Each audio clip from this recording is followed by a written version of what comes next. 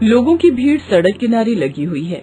आकांक्षा जो उस रास्ते से अपनी स्कूटी से गुजर रही थी, उसने लोगों की भीड़ को देखा तो अपनी स्कूटी रोककर भीड़ वाली जगह पर गई। वहाँ उसने देखा कि एक बहुत भयानक सांप लहूलुहान पड़ा है। लोग लाठी डंडे से उसे मार रहे हैं। ना जाने शहरी इलाके में ये सांप कहाँ से आ गया। वो तो अच्छा हुआ कि मेरी नजर इस पर पड़ गई, नहीं तो पता नहीं क्या होता। अरे भाई, बातों में ज्यादा समय मत गवाओ और इसे मार दो।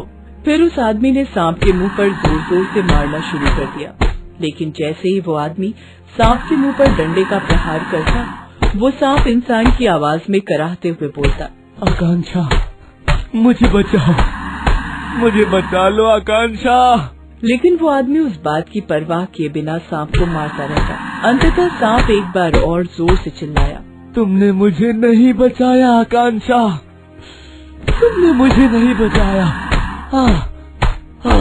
और ये कहकर वो सांप तड़प तड़प कर दम तोड़ देता है और वहाँ से गायब हो जाता है। आकांक्षा जोर से चीख पड़ती है और किसी का नाम लेकर जोर जोर से उसे पुकारने लगती है, सत्यव्रत, सत्यव्रत। उसके बाद आकांक्षा की नींद खुल गई। उसकी चीख से उसकी माँ गायत्री देवी भागी भागी उसके पास आई। क्या हुआ आकांक्षा, फिर से तुमने वही सपना देखा क्या? हाँ माँ, फिर से मैंने वही सपना देखा। पिछले कई दिनों से मैं हर दिन यही सपना देखती आ रही हूँ माँ। इसके पीछे क्या कारण है वो मुझे समझ नहीं आता। सच कहूँ तो मैं तंग आ गई हूँ इस सपने से। आकांक्षा दिल्ली के एक बड़े कॉलेज में पढ़ती थी। पढ़ने लिखने में वो बहुत ही तेज थी, लेकिन इन दिनों वो बहुत ही डिस्टर्ब हो गई थी। वो हर दिन एक ही सपना देखती और चीखने लगती। जब वो चीखती तो किसी सत्यव्रत का नाम पुकारती। आखिर कौन है ये सत्यव्रत? मैं तो ऐसे किसी इंसान को भी नहीं जानती, तो फिर मैं उसका नाम क्यों पुकारती हूँ? और ये सांप कौन है जो इंसान की आवाज में मेरा नाम पुकारता है? धीरे धीरे आकांक्षा बहुत ही ज्यादा परेशान रहने लगी। उसने लाख कोशिश की, लेकिन इस राज का पता उसे नहीं लगा। धीरे धीरे उसने खाना पीना भी कम कर दिया। अब वो बस शून्य में निहारती रहती। उसकी माँ सावित्री देवी और पिता घनश्याम से उसकी हालत देखी नहीं जा रही थी। आखिर क्या हो गया हमारी फूल सी बच्ची को? उसे किसकी नजर लग गई? उन लोगों ने आकांक्षा को डॉक्टर को भी दिखाया, लेकिन कोई फर्क नहीं पड़ा। एक दिन सावित्री ने अपने पति घनश्याम से कहा, सुनते हो जी, डॉक्टर वैद्य हमने सब कर लिया, लेकिन आकांक्षा की हालत में कोई सुधार नहीं हो रहा है। मुझे तो लगता है इस पर कोई ऊपरी हवा का असर हो गया है। आप कहें तो इसे किसी ओझा या तांत्रिक के पास ले जाएं। तुम भी ना सावित्री, कभी कभी अजीब सी बातें करती हो। तुम्हें तो पता है ना, इन सब पर ना तो मेरा विश्वास है ना आकांक्षा का। लेकिन एक बार ट्राई करने में क्या बुराई है? सावित्री की बात का घनश्याम कोई जवाब नहीं दे सका। वे उसे लेकर एक तांत्रिक के पास भी गए, लेकिन कोई फायदा नहीं हुआ।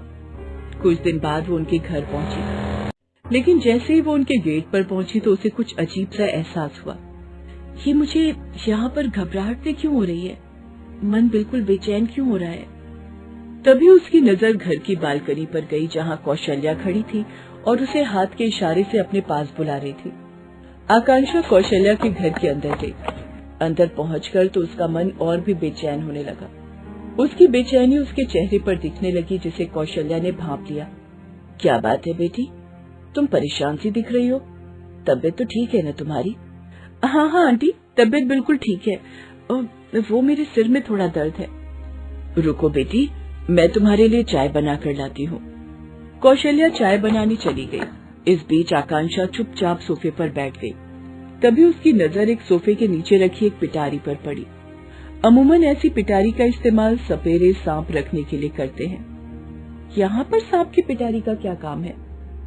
आकांक्षा ने उस पिटारी को खोला और जैसे ही उसने पिटारी को खोला, उसके अंदर उसे काला नाग दिखा। वो जोर से चिल्ला पड़ी, सांप सांप, आंटी सांप। कौशल्या ये आवाज सुनकर भागी भागी आई। आंटी आंटी, इस पिटारी में सांप है, सांप। आकांक्षा, वो मेरा बेटा है सत्यव्रत। जैसे ही आकांक्षा ने ये नाम सुना, उसका सिर चकरा गया। उसने कौशल्या से कहा, सत्यव्रत? रत्नासागर और कौशल्या की शादी के 10 साल बाद तक कोई बच्चा नहीं हुआ था। वे बहुत परेशान थे। हर मंदिर, हर ईश्वर के घर पर वो दस्तक देते और कौशल्या की गोद भरने की बात कहते। 11वें साल कौशल्या गर्भवती हो गई। धीरे धीरे बच्चे के जन्म का समय भी आ गया। आह आह आह। अस्पताल में कौशल्या ने बच्चे को जन्म तो दिया, लेकिन वो इंसान नहीं, एक सांप था। सभी लोगों ने उसे यही सलाह दी कि इस सांप को मार दे या कहीं फेंक आए।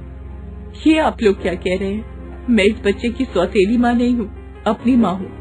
कोख में रखा है इसे मैंने। माना कि ये सांप है, लेकिन है तो मेरा बच्चा ही। मैं इसे पालूंगी। कौशल्या ने उसका नाम सत्यव्रत रखा और वो उसका किसी बच्चे की तरह ध्यान रखती। धीरे धीरे 25 साल बीत गए। कौशल्या चाहती थी कि सत्यव्रत की शादी हो जाए, लेकिन भला कोई इंसान सांप से कैसे शादी कर सकता है, ये बात वो जानती थी। इसलिए वो हमेशा परेशान रहती। उस दिन भी वो सड़क पर सत्यव्रत के बारे में ही सोच रही थी जब उसका एक्सीडेंट हुआ। आकांक्षा ने जब कौशल्या की पूरी कहानी सुनी तो, आंटी आप ये जिद छोड़ दीजिए। ये सबसे बड़ा सत्य है कि आपका पुत्र एक सांप है, और एक सांप से कोई कैसे विवाह कर सकता है। ये कहते हुए एक बार फिर से आकांक्षा ने उस सांप की ओर देखा, और इस बार जब वो उसकी आंखों में देख रही थी तो ऐसा लगा कि वो सम्मोहित हुए जा रही है। वो उस सांप को घंटों देखती रही और फिर उसने कहा, सत्यव्रत, सत्यव्रत तुम आ गए, तुम आ गए, मेरे प्रेम तुम आ गए। मैं कब से तुम्हारा इंतजार कर रही थी। तुम्हारे बिना मैं अधूरी हूँ सत्यव्रत, अधूरी हूँ। चलो हम शादी कर लेते हैं। ये कहकर उसने पिटारी से उस सांप को निकाला। थोड़ी देर पहले उस सांप को देखकर चिल्लाने वाली आकांक्षा अब उस सांप के शरीर पर प्यार से अपना हाथ फेर रही थी। इसे देखकर कौशल्या को बहुत आश्चर्य हुआ, लेकिन तभी वहाँ एक बहुत बड़ा चमत्कार हुआ। वहाँ तेज रोशनी सी हुई और पल में वो सांप एक सुंदर से युवक में बदल गया, जिसे देखकर सभी चौंक गए। तब उस युवक ने बताया, आकांक्षा, ये हमारा दूसरा जन्म है। आज से 500 साल पहले हम पति पत्नी थे, लेकिन एक बार हम लोगों से बहुत बड़ी गलती हो गई।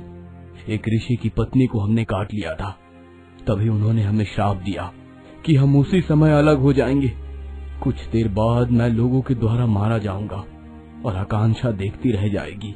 तब सत्यव्रत उस ऋषि के पैरों पर गिर पड़ा और रोते हुए बोला, हमसे बहुत बड़ी भूल हो गई। हमें इसका एहसास है। कृपया करके हमें जुदा ना करे।